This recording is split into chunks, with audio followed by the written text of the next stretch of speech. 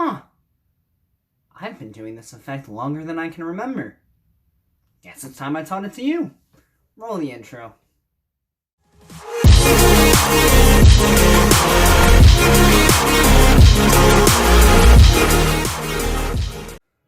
Hello there, all of you beautiful people of the internet, and welcome to another tutorial with yours truly, the Cardmaster 17. I hope this video finds you having a wondrous day, and if it doesn't, I hope I can help to make it just a little bit better. Today, I'm going to be teaching you my go-to effect that I do whenever someone asks me to show them a card trick. And that is because when someone asks you to show them a card trick, they're not expecting it to really be all that good, especially if they've never seen you do one before. So when you break out something like this, that not only has a killer ending to it, but also stunning visual elements throughout it, it really catches people off guard. So, without any further ado, let me teach it to you.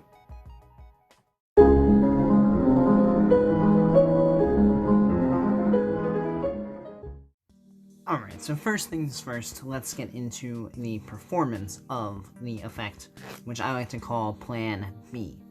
So this trick is going to use a completely normal deck of cards that the audience member may shuffle before the trick begins if they'd like. Once you're all set to go, you're going to fan the cards out and allow the spectator to choose any card they like. Let's say they take this card right over here. In this case, the card is the Two of Diamonds.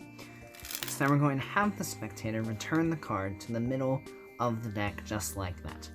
Now what we're going to do is we're going to attempt to lose the card in the deck, so we don't know where that card is. Now just like that, we can show that the card is in fact not on top, and the card is not on the bottom. So what we're going to try to do now is we're going to try to have that card come right to the top of the deck. Okay, so that didn't quite work how we had planned. You know, when plan A fails, you go right to plan B. So we'll take that card, and we'll just have the spectator put their hand on top of it to make sure that we can't get to it. In this case, we'll just put the card box on top of it just like that. I'm gonna dribble through the cards and I'll have the spectator say stop whenever they'd like. Say they say stop right there. We turn that over, and now that isn't the right card either. So let's try something here. If we take this and just give it a snap like that. Well, the Jack of Clubs is what we put over there. So if the Jack of Clubs is right here, and there is the selected Two of Diamonds. So that was the performance for Plan B. So let's get into how the trick actually works. The deck is 100% normal and can be completely shuffled by the spectator beforehand. That is all completely legit. Once they shuffle it, you are going to spread out the cards and let the spectator choose any one they want. Let's say, for our example, they choose that one, the Eight of Clubs. Now there's two ways you can do the next part. You can either dribble the cards and just stop about halfway down and let the spectator return the card, or you can just break off the bottom half of the deck and have the spectator return the card there. Whichever way you do it, the next thing that's going to happen is the first move that we have to get through.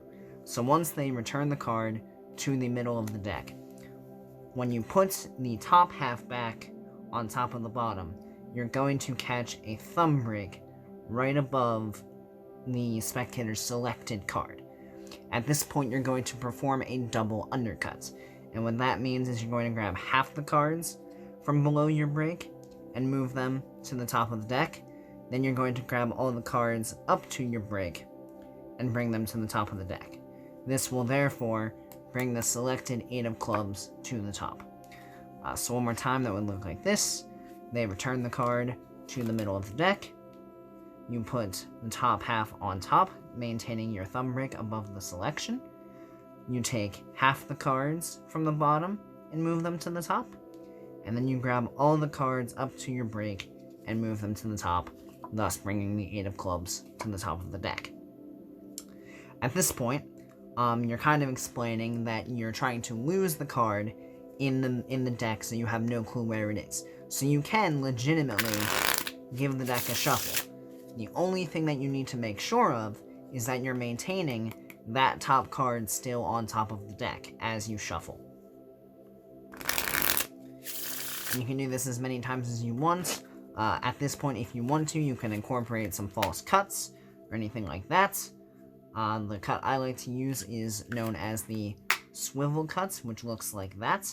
That is not necessary, but if you want to throw in something that looks a little fancy, feel free to incorporate it there. At this point, the 8 of clubs is still sitting on top of the deck. We are now going to show that the card is not on top and it's not on the bottom. Well, legitimately, it's not on the bottom, so we can show that fairly. For the top, what we need to do is execute a double lift. So to do a double lift, whatever hand is holding the deck, you're going to use your thumb to push off the top 2 cards. So as you start to push, you'll see the second card come off, and you'll be able to feel that second card slide against some of your fingers. Once you feel that, you pull those 2 cards back, and you catch a pinky break underneath those top 2 cards. You can then grab those 2 cards from the corners and turn them both over as 1 card, therefore being able to show that the 9 of hearts is on top. So one more time, that would look like this. You push over the top 2 cards, you feel them both go, you square them back up, getting that pinky break underneath the top 2 cards, and then you turn them both over as 1. So once you do that, you show it's not on the top, it's not on the bottom. You say you're going to attempt to bring the card right to the top.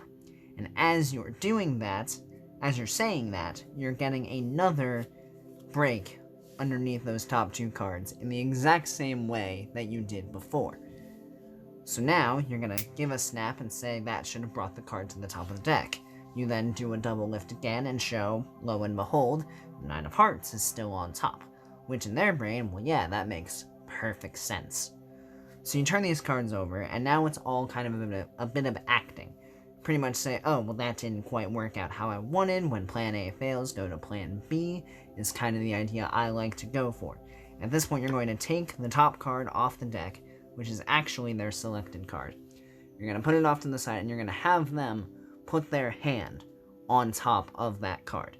This, in their mind, means that you have absolutely no ability to get to that card. At this point, you can either do a dribble until the spectator says stop, or just run your thumb down the side of the deck until the spectator calls out stop. Whichever method you go for, when they say stop, you're going to flip over the card they stop at, and you'll pretty much be like, well, that wasn't the card you selected either, was it? Which, of course it's not, because their selected card is right over there. You'll move that card to the top of the deck, and now once again you're going to get a break underneath the top 2 cards. So you'll have the random card that you just found in the middle of the deck on top, and then the card you've been showing to be on top face down underneath that card. At this point, you're going to do one of 2 color changes are the ones that I like to do here. So you can either do a shapeshifter, which looks like that, or you can do a spin change, which looks like that. For the shapeshifter, you're going to take your thumb and middle finger and grab at opposite corners of the card.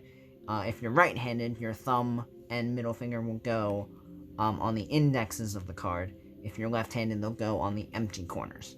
Once your hand is in position, you'll apply pressure to those 2 corners, and with the thumb and middle finger of your other hand, you will apply pressure to the opposite corners, letting the force that you apply flip the card for you. This does take a bit of practice to get into. It's kind of just all based on feel, but once you get used to it, you can pretty much do it on command. If you haven't had enough practice with that, the other option is a spin change, which your hand goes in the exact same position as it does for the shapeshifter, and you're going to shake your hand back and forth. As you do that, your index finger is going to rotate the cards. So at speed, it looks like you're just shaking your hand and the card is changing. which live and at speed looks really, really convincing.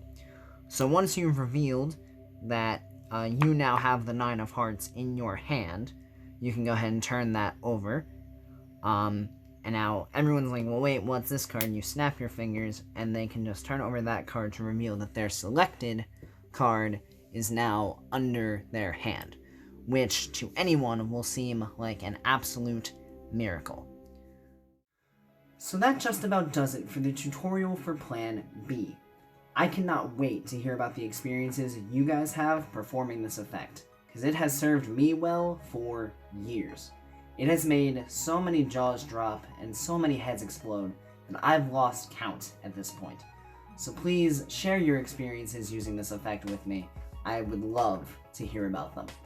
As always, if you enjoyed the tutorial, leave a like on the video, comment down below what you thought, and if you're new around here, subscribe to the channel so you don't miss out on any of the new magic-y goodness coming out 3 days a week. And always, always, always remember, magic is everywhere. You just have to know how to find it. Have a good one, guys.